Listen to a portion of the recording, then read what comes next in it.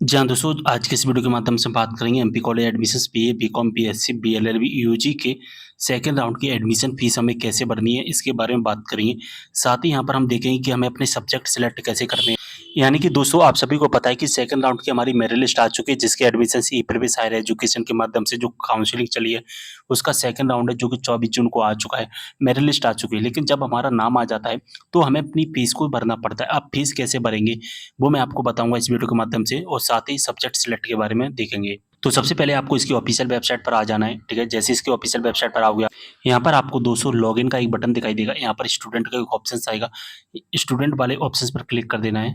इसके बाद यहाँ पर आपको आपकी आईडी डालने का ऑप्शंस आएगा, पासवर्ड डालने का, कैप्चा कोड को डालने का और साइन इन करने का एक ऑप्शंस आएगा। यहाँ से हम साइन इन कर लेते हैं। अब कुछ इस तरह का हमारे सामने इंटरफेस आएगा। यहाँ पर दोस्तों कट ऑफ राउंड 2 दिखाई देगा, एक अलॉटमेंट दिखाई देगा। तो हम अलॉटमेंट वाले ऑप्शंस पर क्लिक करेंगे। अब कुछ इस तरह का इंटरफेस आ जाएगा हमारे सामने। हमें जो कॉलेज अलॉट किया गया है, उस कॉलेज का नाम, किस कोर्स के लिए, किस सब्जेक्ट के लिए अलॉट किया गया है, वो दिखाई दे जाएगा।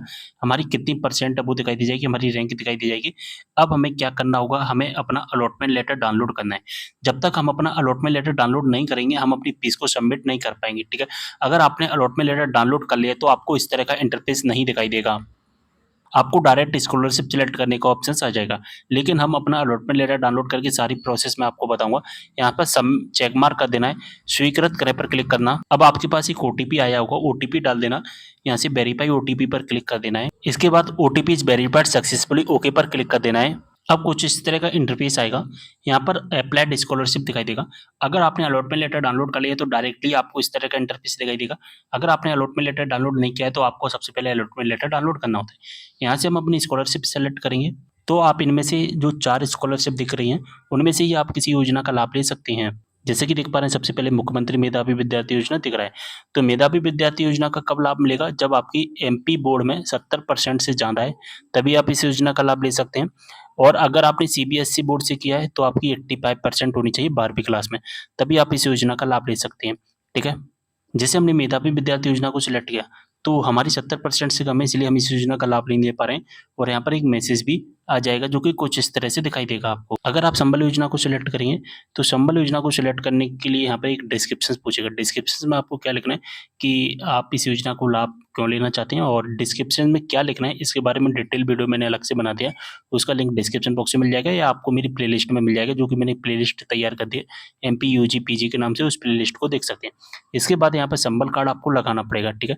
अब संबल कार्ड आपके मम्मी का होना चाहिए या आपके फादर का होना चाहिए, पापा का होना चाहिए, तभी आप लगा सकते हैं। अगर आपके पापा का है, तो ज़्यादा बेटर रहेगा, ठीक है? यहाँ पर चॉइस फाइल पर क्लिक करके स्कैन करके अपलोड कर देना, सेव स्कॉलरशिप पर क्लिक कर देना है, ठीक है?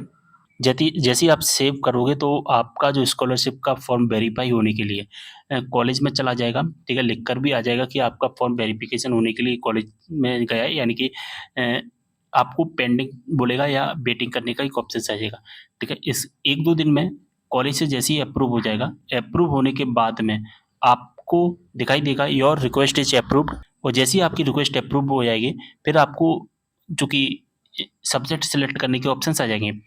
अब आपने यहाँ पर अगर कोई स्कॉलरशिप सेलेक्ट करी है और आपने सेव कर लिया, जब तक आपका फॉर्म अप्रूव नहीं होगा कॉलेज से, आपको सब्जेक्ट सेलेक्ट करने के ऑप्शंस नहीं आएँगे, इस बात का ध्यान रखना है आपको। तो अगर आप कोई स्कॉलरशिप ले रहे हैं, तो पहले आपकी स्कॉलरशिप वेरिफिकेशन होने के लिए कॉलेज में जाएगी, उसके बाद में ही आप जो कि कर पाओगे सब्जेक्ट सिलेक्ट।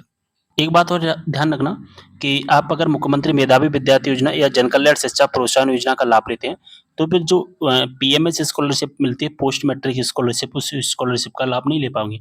ये ओबीसी को मिलती है, एससी को मिलती है और एसटी को मिलती है। अगर आप इन योजना का लाभ ले लेते हैं, तो पीएमएस का लाभ नहीं ले पाओगे, इस बात का ध्यान रखना। तो ओबीसी, एससी, एसटी के स्टूडेंट है, तो इस योजना का लाभ लेना जो ज़्यादा बेटर रहती है। और अगर आप जो कि जनरल के स्टूडेंट हैं, आपको कोई स्कॉलरशिप नहीं मिलती है, तो आप इन दोनों में से कोई स्कॉलरशिप ले सकते हैं। लेकिन एक बात याद रखना कि पीएमएस नहीं मिलेगी, ठीक है? और स्कॉलरशिप के बारे में मैंने एक डिटेल वीडियो बनाया हुआ है, उस वीडियो को देख लेना, लिंक आपको डिस्क्रिप्शन बॉक्स में मिल जाएगा, या आपको मेरी प्लेलिस्ट में वो वीडियो मिल जाएगा, ठीक है? अगर आप बाल कोविड योजना के अंतर्गत आते हैं, तो इसको सेलेक्ट कर लेना। अगर आप लाडली लक्ष्मी योजना के अंतर्गत आते हैं, तो लाडली लक्ष्मी योजना का लाभ ले सकते हैं, ठीक है? अब यहाँ पर अगर हम बात करें, अगर लाडली लक्ष्मी योजना का लाभ लोगे, तो आपको बाकी की अदर जो स्कॉलरशिप है वो मिल जाएंगी, लेकिन चारों में से एक ही स्कॉलरशिप मिलेगी और लाडली लक्ष्मी योजना में पीएमएस स्कॉलरशिप भी मिल जाती है हमारी। तो हम कोई स्कॉलरशिप नहीं लेना चाहते, सेव स्कॉलरशिप पर क्लिक कर देंगे। अब हमें सब्जेक्ट सिलेक्ट करने के ऑप्शंस आएंगे, लेकिन अगर आप स्कॉलरशिप का लाभ लेते हैं तो पहले अप्रूव होने के लिए जाएगा। जब तक फॉर्म अप्रूव नहीं हो जाता है यहाँ पर सब्जेक्ट आपको नहीं दिखाई देंगे, ठीक है। यहाँ पर मेजर सब्जेक्ट में एक ही सब्जेक्ट दिखाई देगा और जो आपको दिखाई देगा वही आपको सिलेक्ट करना पड़ेगा। माइनर में आप इनमें से कोई एक सब्जेक्ट सिलेक्ट कर सकते हैं, जैसे कि जूलॉजी वाले स्टूडेंट यहाँ पर बॉटनी सिलेक्ट कर सकते हैं, ठीक है। तो आपको जो पसंद है और आपको जो पढ़ना है वही सब्जेक्ट यहाँ पर सिलेक्ट करना है, ठीक है। ऐसा नहीं है कि आपने उल्टी सीधे सब्जेक्ट सिलेक्ट कर लो और आपको पढ़ने में मन नहीं लगे, तो ऐसा नहीं करना है। और आपको वही सब्जेक्ट सिलेक्ट करना है कि आपके कॉलेज में हो। तो सबसे पहले कॉलेज में बात कर लेना कि हम जो यहाँ पर जो सब्जेक्ट सिलेक्ट कर रहे हैं वो कॉलेज में होना चाहिए। पता चले कि आपके कॉलेज में सब्जेक्ट ही नहीं है और आपने सिलेक्ट कर लिया है, ठीक है। वैसे तो यहाँ पर वही सब्जेक्ट दिखाई दे रहे हैं जो आपके कॉलेज में अवेलेबल है, फिर भी आप एक बार कॉलेज में ज़रूर बात कर लेना है, ठीक है। तो यहाँ पर हम एक सब्जेक्ट है जो कि सिलेक्ट करेंगे, कोई सा भी सब्जेक्ट सिलेक्ट कर सकते हैं जो आपकी मनपसंद का हो, जिसे आपको पढ़ना है, ठीक है। जैसे हमने एक सब्जेक्ट सिलेक्ट करें, अब एमडीसी, तो एमडीसी में भी आपको कोई विषय सिलेक्ट करना होगा जो आपको पढ़ना है। ऐसा नहीं कि उल्टे सीधे सब्जेक्ट सिलेक्ट कर ले, जो कि मैंने आपको पहले ही बता दिया, आपको उल्टे सीधे सब्जेक्ट नहीं सिलेक्ट करने, केवल वही सब्जेक्ट सिलेक्ट करने जो आपको पढ़ना है, जिसमें आप एग्जाम दे सको अच्छी तरीके से, ठीक है। और आप किसी के बहकावे में आकर आपको सब्जेक्ट सिलेक्ट नहीं करना है।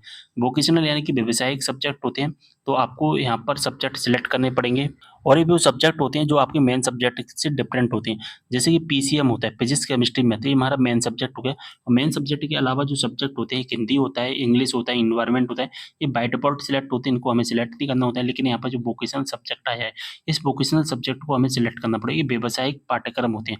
व्यावसायिक पाठ्यक्रम का मतलब होता है कि हम जो पढ़ रहे हैं, जो हमारी बुक्स में है, उन बुक्स के अलावा कुछ व्यवहारिक ज्ञान हम ले सकें, उनको एनईपी यानी कि नेशनल एजुकेशन पॉलिसी के अंदर ऐड किया गया है, तो इसलिए हमें सिलेक्ट करने पड़ते हैं। तो आप personal development, nutrition, web designing, जिसमें आप अपनी रुचि रखते हैं, केवल वही सब्जेक्ट सिलेक्ट करना। जैसे कि हमने एक सिलेक्ट कर लिया पर्सनल डेवलपमेंट, ठीक है। तो आप जिसमें रुचि रखते हैं, केवल वही सब्जेक्ट सिलेक्ट करना है। जैसे जो कंप्यूटर में रखता है वो डेस्कटॉप पब्लिशिंग सिलेक्ट कर सकता है, ठीक है। तो बायोलॉजी वाले हैं तो ज़्यादातर न्यूट्रिशन ही सिलेक्ट करना है, क्योंकि बायोलॉजी के लिए nutrition subject is the best opportunity हो सकता है। और जो कॉमर्स वाले होते हैं वो फाइनेंस सेलेक्ट कर सकते हैं, ठीक है। और एक जो मेडिकल सॉरी जो बायोलॉजी वाले हैं वो इस सब्जेक्ट को भी सिलेक्ट कर सकते हो। आप अपने अकॉर्डिंग कुछ भी सिलेक्ट करिए, ठीक है। इसके बाद पीडब्ल्यू एपीएससी यानी कि internship, apprenticeship, project work, community engagement, research project, इन सभी में से आपको कोई ना कोई एक विषय सिलेक्ट करना पड़ेगा, ठीक है। जब प्रोजेक्ट वर्क सिलेक्ट करेंगे तो आपको प्रोजेक्ट बनाने होते हैं। इंटर्नशिप सिलेक्ट करोगे तो आपको किसी फैक्ट्री या जो भी आपके विषय से रिलेटेड होता है वहाँ पर आपको इंटर्नशिप दी जाएगी, आपको बताया जाएगा कि कैसे कैसे होता है, ठीक है। ये सारी चीज़ें होती हैं। कम्युनिटी इंगेजमेंट में आपको समुदाय यानी कि जो सोशल एंगेजमेंट होते हैं उसके बारे में बताया जाता है, ठीक है। तो ये सारी चीज़ें होती हैं। वैसे जो सबसे अच्छी चीज़ है वो इंटर्नशिप और प्रोजेक्ट वर्क है, आप इन दोनों में से कोई एक सिलेक्ट कर सकते हैं। प्रोजेक्ट वर्क में केवल आपको प्रोजेक्ट बनाना है, तो प्रोजेक्ट सिंपल होता है, केवल प्रोजेक्ट बनाकर दे दीजिए। आपको कहीं जाने की ज़रूरत नहीं। तो प्रोजेक्ट अगर किसी को अगर ऐसा लग रहा है कि हम क्या सिलेक्ट करें, किसी को नहीं पता है, तो वो प्रोजेक्ट सिलेक्ट कर सकता है, ठीक है। इसके बाद पेमेंट वाला ऑप्शंस दिखाई देगा, यहाँ से पेमेंट कर देना है आपको। अब दोस्तों एक पेमेंट करने से पहले एक ऑप्शंस और आता है आवंटन निरस्तीकरण। तो इसका क्या मतलब है कि जैसे कि आपको कॉलेज अलॉट किया गया है, उस कॉलेज में एडमिशन नहीं लेना है, तो यहाँ से अपना आवंटन निरस्तीकरण कर सकते हैं और फिर आपका जो सेकंड राउंड है, सेकंड राउंड में से नाम हट जाएगा। फिर थर्ड राउंड में आपको एडमिशन लेने के लिए फिर से आपको चॉइस फिलिंग करनी पड़ेगी, ठीक है। बात समझ में आ गई? ठीक है, तो यहाँ से हम पेमेंट कर देते हैं अपना। अब इस तरह का इंटरफेस आ जाएगा, तो हमारी जो भी पेमेंट होगी वो दिखाई दे जाएगी।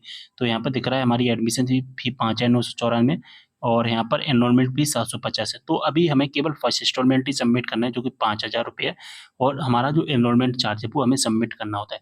बाकी की फीस होती है वो बाद में जमा होगी, जैसे कि 5,994 में से केवल 5,000 ही जमा करना है और 750 ये हो गए तो 5,750 हमें जमा करना है। 994 रुपये वो बाद में जमा होंगे। अगर किसी कॉलेज की 10,000 फीस है तो भी 5,000 जमा होगा, फिर ऐसे एनरोलमेंट चार्ज किसी कॉलेज की 50,000 है तो भी 5,000 जमा होगा। यानी कि जो हमारी मिनिमम फीस रखी गई वो 5,000 ही आपको जमा करनी है। अगर किसी कॉलेज की फी 5,000 है, 5,000 से कम है, जैसे 4,000 3,000 तो हमें पूरी फीस एक बार में ही देनी पड़ेगी, साथ ही हमें नामांकन चार्ज भी देना पड़ेगा, ठीक है। बात समझ में आ गई? यहाँ से हमें कन्फर्म कर देना है। अब आपको जिसके माध्यम से पेमेंट करना है उसके माध्यम से debit card, net banking, UPI जिसके माध्यम से भी पेमेंट करना है उसके माध्यम से पेमेंट कर देना आप अपना। पेमेंट करने के बाद में आपसे कुछ चीज़ें पूछी जाएँगी। कि आपको इस फॉर्म भरने में कोई दिक्कत तो नहीं, यानी कि आपसे रिव्यू फीडबैक लिया जाएगा। तो आप इस फीडबैक को देना चाहते हैं तो दे सकते हैं, नहीं तो इसको क्लोज़ कर देना। ऐसे फीडबैक दे दीजिए, आपको क्या-क्या लगा इस फॉर्म को भरते समय, यानी कि रजिस्ट्रेशन से लेकर एडमिशन लेने तक को आपको क्या-क्या चीज़ें परेशानी हुई या नहीं हुई, आपको अच्छा लगा, तो वो फीडबैक यहाँ पर दे सकते हैं। अपना सुझाव भी बता सकते हैं और यहाँ से आपको सबमिट कर देना है, ठीक है? अब आपको इस पेज पर आ जाना है और यहाँ पे प्रिंट का ऑप्शंस दिखाई देगा। प्रिंट वाले ऑप्शंस पर क्लिक करके इसका प्रिंट आउट निकाल लेना। प्रिंट आउट जब निकालोगे तो आपका जो फॉर्म है उसमें एडमिटेड दिखाई देगा। जब एडमिटेड दिखाई दे रहा है इसका मतलब है आपकी फीस कंप्लीट हो गई है। आपका जो एडमिशन है कंप्लीट हो गया है। अब आपको क्या करना है, अब आपको अपने कॉलेज में जाकर के अपने डॉक्यूमेंट जमा कर देना है। लेकिन ये डॉक्यूमेंट अभी आपको जमा नहीं करना है। आपको कॉलेज की तरफ से कॉल आएगा तभी आपको कॉलेज में जमा करने जाना होगा, ठीक है? बात समझ में आ गई? सारी चीज़ें आपको अच्छी समझ में आ गई होंगी। कोई भी डाउट हो कमेंट करना। मिलते हैं अगली वीडियो में एक और जानकारी के साथ, तब तक के लिए बाय।